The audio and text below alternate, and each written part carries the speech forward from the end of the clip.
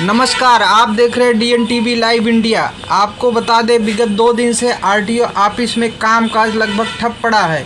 यूनियनों द्वारा बताया जा रहा है अधिकारियों द्वारा कार्य में सहयोग नहीं देने के कारण यह स्ट्राइक की गई है। आइए सुनते हैं संगठन सदस्यों की जुबानी। आज आम्ही सर्व RTO प्रतिनिधी इथे जमण्याचं मुख्य कारण म्हणजे हे की आता आमच्या कार्यालयामध्ये नुकतेच आलेले जे 2 ARTO आहे, श्री उगळे सर, सोनार मॅडम आणि प्रादेशिक परिवहन कार्यालयातले अधिकारी अतुल आते सर, यांना आम्ही आमच्या दैनंदिनी कामकाजामध्ये उद्भवणाऱ्या समस्या वारंवार त्यांच्यासमोर सांगून सुद्धा त्यांनी आम्हाला आजवरपर्यंत फक्त तरी तोंडी उत्तरं देऊन फक्त एवढंच सांगितलं की करतो, पण आजवरपर्यंत त्यांनी आमच्या कोणत्याही समस्या सोडवल्या नाही आहे। त्यासाठी त्या समस्या सोडवण्यासाठी आज आम्ही हे काम बंद आंदोलन करत आहे।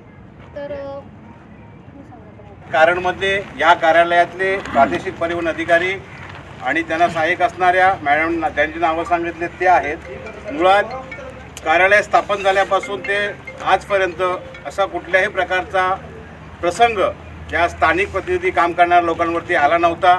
मुळात काम करणारे लोक ते इथले भूमिपुत्र आहेत, इथले स्थानिक आहेत आणि गेले अनेक वर्ष 10, 15, 25 वर्षापासून हे कामकाज करतात। जे नियमाने कामकाज आहे त्याच पद्धतीने कामकाज होत असतं। परंतु इथे येणारे जे अधिकारी आहेत, हे अधिकारी बदल्या घेऊन किंवा सहाय्यक मोटरवरून ते मग उच्च पदावर अधिकारी होतात आणि त्यांना कार्यपद्धती तळागाळाची माहिती असताना सुद्धा त्या खुर्चीवर बसल्यानंतर त्यांच्या ज्या कार्यपद्धती असतात त्या बदली होत असतात। मुळात तीच कामं त्यांनी पूर्वी केलेली असतात, परंतु या खुर्चीवर बसल्यानंतर त्या कामाच्या काही त्या त्रुटी असतात ते जाणूनपूर्वक काढून नाहक त्रास देण्याचं काम हे RTO अधिकारी इथले करत असतात। त्यांच्या विरोधात हा कामबंद आंदोलन म्हणून स्थानिक प्रतिनिधी जे काम करणार आहेत त्यांनी एकत्र येऊन हा स्वीकारलेला आहे। हा संप जो आहे हा लगातार चालूच राहणार आहे, कारण ह्या ठिकाणी कामकाज पद्धत जी आहे ती कार्यपद्धती स्वरूपात होणारी कामकाज पद्धत असते, परंतु त्या पद्धती व्यतिरिक्त यांनी वेगळ्या स्वरूपाची मनमानी राबवायचा प्रयत्न या ठिकाणी केला।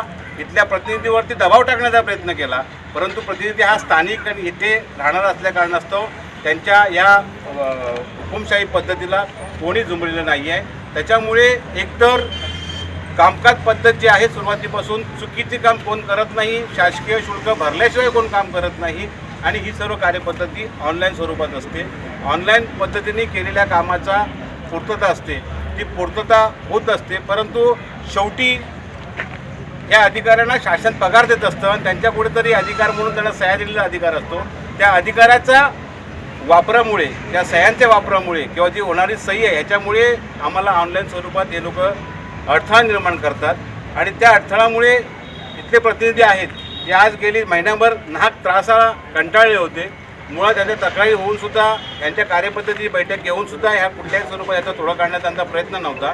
त्यामुळे जर तुम्हाला तोडा काढायचा नसेल तर आम्हाला पण इथे एकही काम करून देण्याचं नाही म्हणून आज या प्रतिनिधी संघटनेने निश्चय निश्चित केला आणि त्या स्वरूपात आजपासून हा बेमुदतच म्हणावा लागेल असा आम्ही आज संप स्वीकारलेला आहे। या अधिकाऱ्यांना किंवा या संदर्भात जे काही शासकीय महसूल जो काय दैनंदिन ठरलेला असतो त्याप्रमाणे जर होत नसेल तर माझी या व्हिडिओच्या माध्यमातून महाराष्ट्र शासनाला किंवा परिवहन विभागांना विनंती असेल की अशा या अधिकाऱ्यांनी जर 2-3 दिवसाचा महसूल कार्यालयात जमा केला नाही शासनाकडे तर ह्यांची कायद्याप्रमाणे निलंबित करण्याची सुद्धा तरतूद आहे, त्याप्रमाणे ती प्रोसेस करावी लागेल। न केल्यास महसूल 2-3 दिवसाचा बुडाला म्हणून आम्ही संघटनेकडून कायदेशीररित्या त्या बाबतीत काय करता येईल ते करू आणि या लोकांना घरी बसू। एक तर आम्हाला काम करण्याच्या पद्धतीने काम करू द्या, नाहीतर तुम्ही तुमच्या घरात बसा।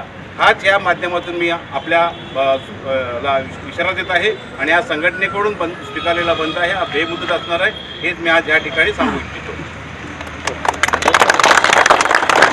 मध्ये नुकतेच 3 अधिकाऱ्यांच्या बदल्या होऊन त्या या ठिकाणी आलेले आहेत आणि आपल्या इकडे असलेल्या रुटीन कामाबद्दल त्यांना संपूर्ण माहिती दिल्यानंतर आणि सांगितल्यानंतर पण रेग्युलर होणाऱ्या कामामध्ये पण अडथळा निर्माण करण्याचं काम या लोकांनी केलेलं आहे। वास्तविक शासनाने जी ऑनलाईन सिस्टीम सुरू केलेली आहे ती लोकांना कमी त्रास आणि जास्तीत जास्त कामाचा निपटारा याच्यासाठी केलेली आहे आणि त्या शासनाच्या असलेल्या धोरणाला आणि त्यांच्या नियमांना सुद्धा फाट्यावरती मारून हे सगळेजण त्यांच्या मनमानी पद्धतीने काम करण्यासाठी आम्हाला प्रेशर करून जबरदस्ती करून ते काम करण्यासाठी भाग पाडण्याचा प्रयत्न करत आहे। आणि आमचं म्हणणं फक्त एवढंच आहे, जे रुटीन वर्क आहे तर रुटीन वर्कमध्ये तुम्ही अडथळा केला नाही पाहिजे. पण आम्ही बघतोय की त्या रुटीन वर्कमध्ये सुद्धा कितीदा सांगून पण त्याच्यावरती कुठली काळजी घेण्याचं काम किंवा ते झालं पाहिजे याच्यावरती दक्षता घेण्याचं काम हे तिन्ही अधिकारी या ठिकाणी करत नाही आहे. त्यांना कदाचित याच्यामागे वेगळं काहीतरी त्यांचा उद्देश असेल, कदाचित जास्त पैसे मिळावे यासाठी ते असे दमदाटीचे आणि धक्कातंत्र आजमावण्याचा प्रयत्न करत असतील. पण या इथे आम्ही वर्षानुवर्ष काम करत असल्यामुळे आम्हाला कामाच्या पद्धती माहिती आहेत. शासनाने जे नियम आखून दिलेले आहेत त्या नियमाप्रमाणे काम करत असताना पण आजपर्यंत या लोकांनी त्याची पूर्तता केलेली नाही. ऑनलाईन सिस्टममध्ये सगळे कागदपत्र आम्ही अपलोड केल्यानंतर जे शासनाला अभिप्रेत आहे ते डॉक्युमेंट यांना दिल्यानंतर पण त्या कामाची पूर्तता होत नाही. या इथे पेपरलेस फेसलेस अशा सुविधा असताना पण जास्त रद्दी जमा करण्याची सवय या लोकांना लागलेली आहे आणि नाहक काम अडकवून आज अनेक काम करणाऱ्या प्रतिनिधींना आणि नागरिकांनाही त्रास देण्याचा तंत्र याने अवलंबलेलं आहे आणि यामुळेच आम्ही हा बंद या ठिकाणी पुकारलेला आहे. याच्यात जर सुधारणा झाली नाही आणि त्याची जर काळजी आमचे असलेले प्रादेशिक परिवहन अधिकारी आदिसाहेब यांनी जर घेतली नाही तर मला वाटतं यानंतर पुढे होणारं आंदोलन हे अतिशय उग्र असेल. हे एवढं त्यांनी हा इशारा आम्ही त्यांना देतो आहे आणि याचं त्यांनी भान ठेवावं. माझं म्हणणं एकच आहे, मी भाषण करणार नाही, पण प्रतिनिधी जे बोलले त्या अनुसाराने सांगतो मी. हे लोक नवीन आलेली आहेत आणि हे IMB-वर त्यांचं प्रमोशन होऊन तुमचे सहाय्यक प्रादेशिक परिवहन झालेली आहेत. तर ह्यांना जर कामाचं नॉलेज नसेल तर मी शासनानं सांगू इच्छितो, पहिले ह्यांना 1 महिन्याची ट्रेनिंग द्या कामाच्या पद्धत बद्दल आणि नंतर यांना पाठवा. म्हणजे हा होणारा जो घोळ आहे तो होणार नाही, लोक त्रासली जाणार नाही आणि तेही त्रासले जाणार नाही. आता इकडे ही एकता जी दाखवली ही कायम ठेवा, तर तुम्ही असेच भरडले जाल, त्रास होत राहणार. हे माझं मत आहे. जय हिंद, जय महाराष्ट्र.